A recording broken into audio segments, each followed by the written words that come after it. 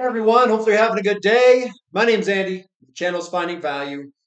Today we're going to go through Twitter, see what people are sharing on social media. I'll interject and sprinkle in my financial opinions as we go, generally related to three different topics: wealth building, commodities, and or financial topics. So let's dive in there. Let's see what people are sharing today. If you want to follow me at finding_finance, if you want to join our community, finding-value.com, where I dive deeper into individual companies, individual sectors, and you can see how I'm playing this commodity bull market that we are in. And we do have LEAP, LEAP for a coupon code if you'd like to try it out. Look into the description link below for more details. So Cuffy says, where are all my recession bros at? Are you guys still running with short books while yelling about the yield curve? Feels like Recession Island just got hit by a tsunami again. This is the US ISM manufacturing PMI. 50.3 is what it printed versus 47.8, which was the previous. And they were estimating it to be 48.3. 50 is where you tread basically even. 50.3 and above, the economy is growing in terms of manufacturing. So that's his opinion there. I know there's a lot of people that think we're going to go into some big recession. And all I'm going to say is things could be covered up nominally. So you could have real GDP contract, but nominally it's hidden because of all the inflation in the system. Cross-border capital says, you bet it is. The world business climate and shipping activity. So this is world business climate and world shipping activity. You can see we were pulling back. This is your recession possibly. And it's being hidden potentially by nominal inflation. So people are expecting a big pullback in prices because of the slowdown. The real question is, did we just go through it and are we coming out of it? I kind of think that might be the case. And maybe the recession people have it wrong in nominal terms. Nominal is the price that you pay. Real is inflation adjusted. But we aren't going back up for shipping activity and world business climate. Just trying to see from other previous. Yeah, it looks like this is a pretty good one there. WTI is fairly valued at $84. This comparative inventory analysis has done a solid job of explaining WTI moves in general since coming to a landing on how to treat SPR releases and builds. And what he's looking at is just the dot plot of how much inventory, normalized total petroleum stocks do we have in the price. And right now we're right on the thick red line of fairly valued for how much inventory we have in commercial inventories. And whenever it's undervalued over here, that's when you really want to get long. When it's overvalued up here, that's when there's potential problems. TrendSpider says, well, that's not good on NVIDIA. Price started to slip below 1 month of trendline support today, and there's the trend line as we are slipping potentially lower. What is driving this? In my opinion, what could potentially drive technology stocks lower, just in general, is interest rates. And when interest rates go up, the valuation of net present value calculations calculate lower net present value calculations given higher interest rates. Now, NVIDIA, this has been kind of the go-to for, I think, a lot of speculators. And we could see a sharp reversal. Maybe we don't. I don't know. But it looks like we could be breaking the bottom trend line here. Homeowners, what percentage did you put down on your first home purchase and what was your interest rate? My wife and I are aiming for 10% down when we decide to buy. Our timeline is within the next 2 years. I put 20% down on my house. My interest rate when I purchased it was 4.3%, I think. And the reason I wanted to do 20% is because I didn't want to pay the PMI on it, that private mortgage insurance or whatever it is. That I didn't want to pay that insurance on top of everything. So you need enough equity to get rid of that insurance. So I put down 20%. I had a 4.3% mortgage rate. And then I refinanced, must have been 2 or 3 years later, maybe 2.5 years later, to 2.75% interest rate is what I did. 10%, I mean, I guess that's okay, but you're going to have to pay that insurance then, which sucks. Definitely. Coming down. Yeah, I want to talk about that. So if a man is handsome, educated, and has money, but is still single, what could be the problem? Well, I mean, it depends on how old this person is. There's a lot of people like this that are in their 20s, mid 20s, and even later 20s that just don't want to be involved in a relationship. So, and I also think that in the Western hemisphere or world, that the options are diminishing for those types of people. If you know your own worth, if you meet this criteria and you're still single and you're looking, I would say there's not a lot of really good options out there. I think that is the problem. Not the guy who has this, it's what are the options that this person is subjected to. And a lot of the options in, I would say, America are not that great. So let's say you are handsome, educated, and you have money, and you say, okay, let's say this person's 29 years old, 30 years old, 28, something like that.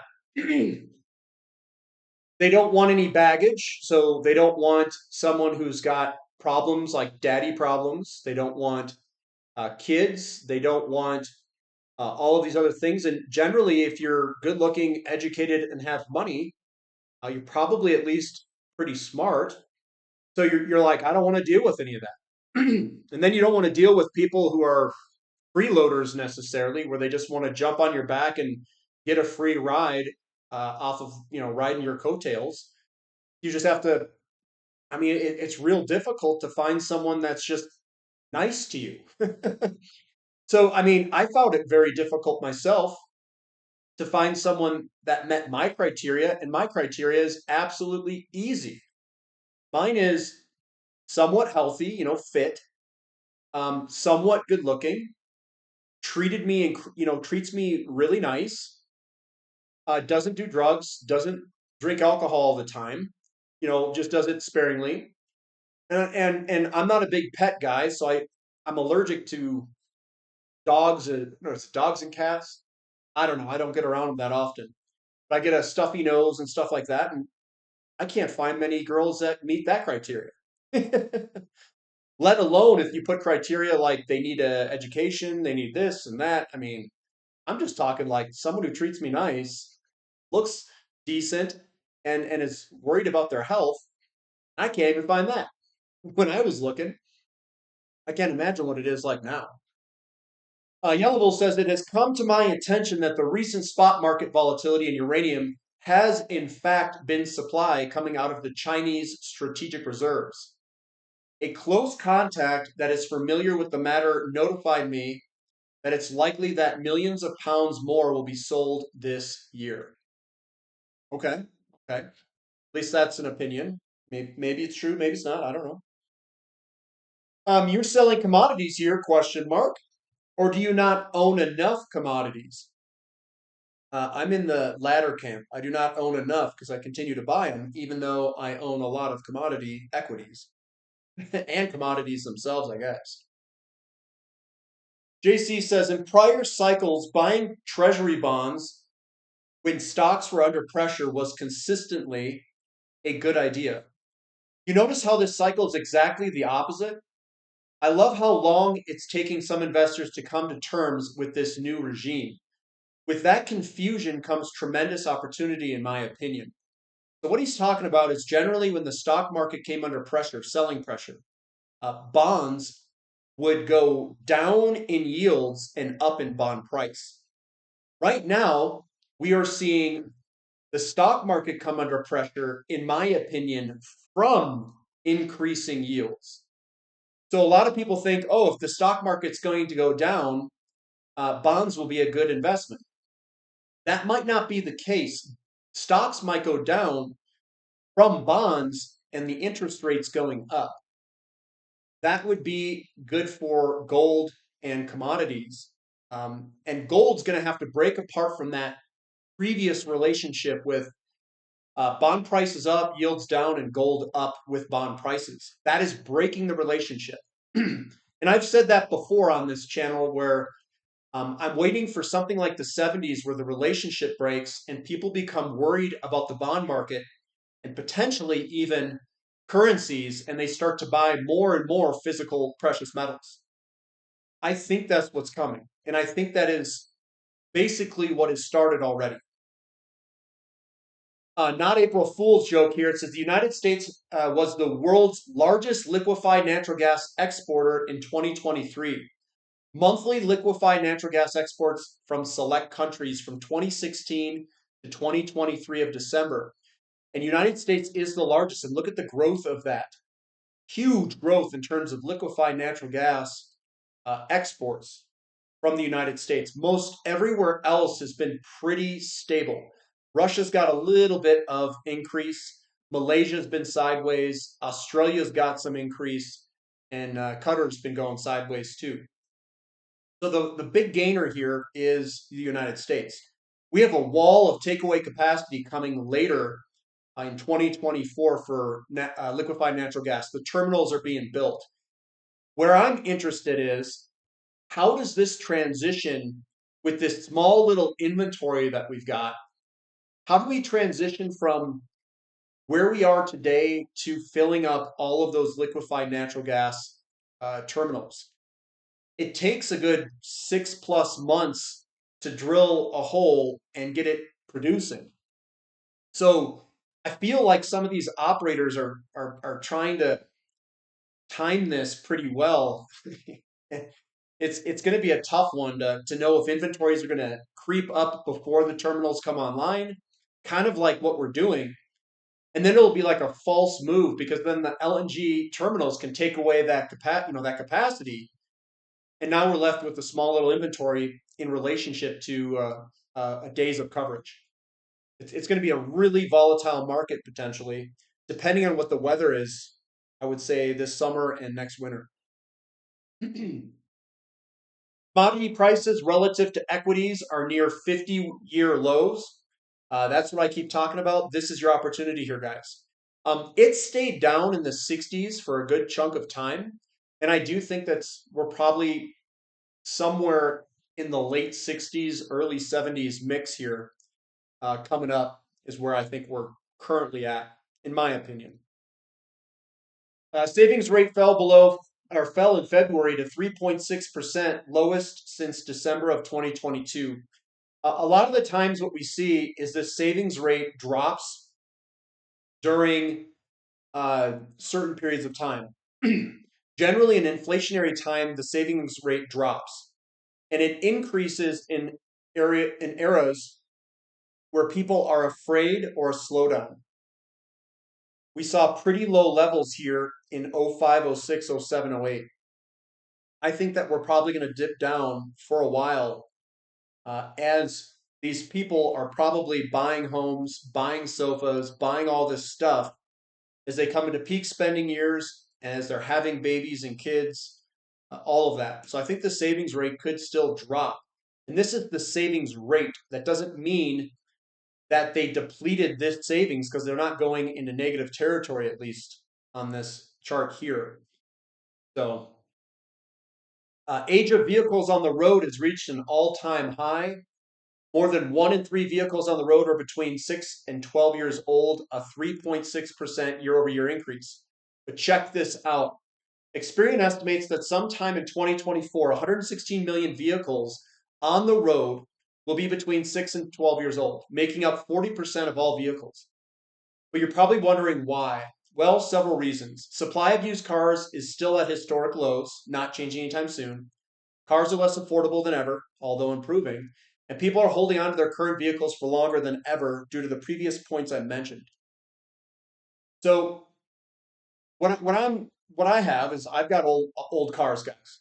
My cars are 2004, 2005. 2007 is our newest car that isn't really our car. We're just keeping it here because someone's in the military. So our cars are 20 years old. So that's what I drive, 20-year-old cars. It blows past all of this. And the reason we own those isn't because we chose them. We bought them brand new in '05 and '04, and we've just been driving them the entire time. I have no reason to switch cars if the car I have is running well and I don't mind driving it. Like, I just don't care. I don't drive that much anymore either. So if I don't drive that much, it doesn't really matter to me. That's what I do. And registration insurance is cheap. They're all liability only cars. Uh, that all that recession bros in Zimbabwe made fortunes shorting the tape. But the electricity's out again. But there's no food at the grocery stores. But these dimwits gonna get shredded this cycle. If you feel a need to hedge your book, go buy 200% out of the money SPY calls. And what he's talking about is the inflation and the nominal portion of it.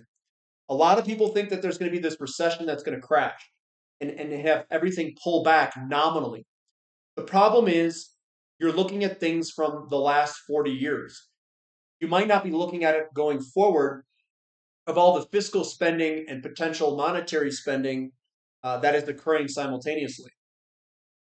So that is what I think a lot of people might get wrong this cycle, and that's what Cuppy is saying here, is that the inflation on a nominal perspective may overpower everything, aka stagflation, aka how much debt we've got in terms of the debt to GDP ratio. It's over 100%. I think it's like 120 or 120 something.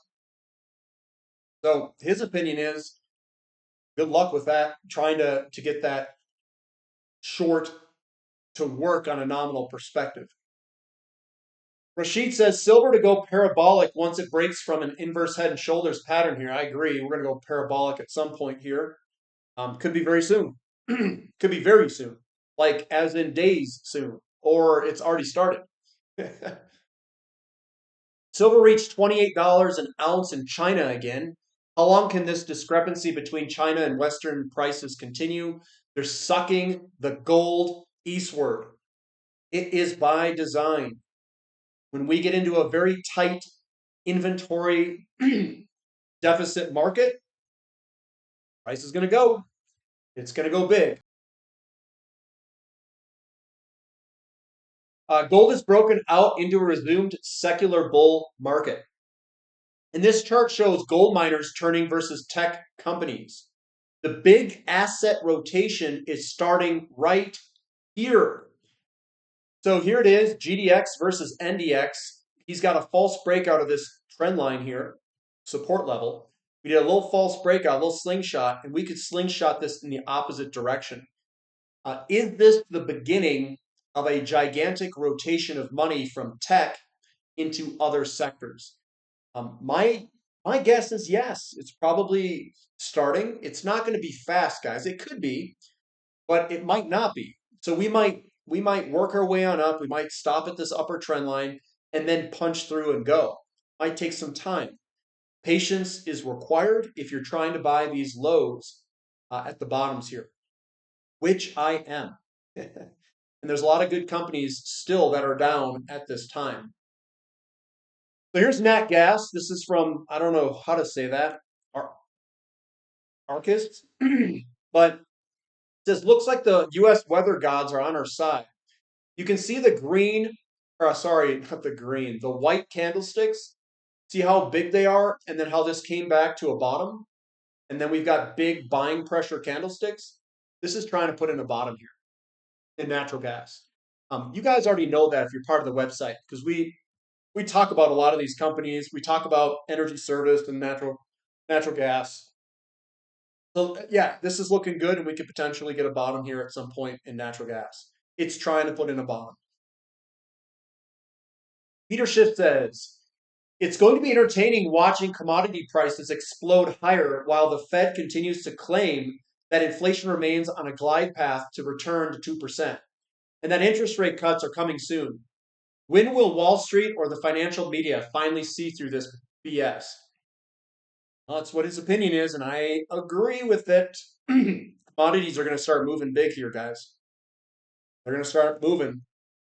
And here's speaking of commodities, living in a material world, am I right? Materials XLB breaking to new all-time highs here and breaking out of this little consolidation that started in 2021 all the way till today. We're seeing this type of setup across the board. Energy's doing it, materials are doing it, precious metals are going, and that's not possible without inflation, guys, and a potential problem with the bond market. That's why interest rates keep going up. We've got Peter Schiff here again. He says, it's game over for the Fed. Bond yields and gold prices are both rising. Despite expectations of Fed interest rate cuts, long-term interest rates are rising anyway. That's because rate cuts will make the inflation problem worse. That's bullish for gold, but bearish for bonds. Yep, very well could be.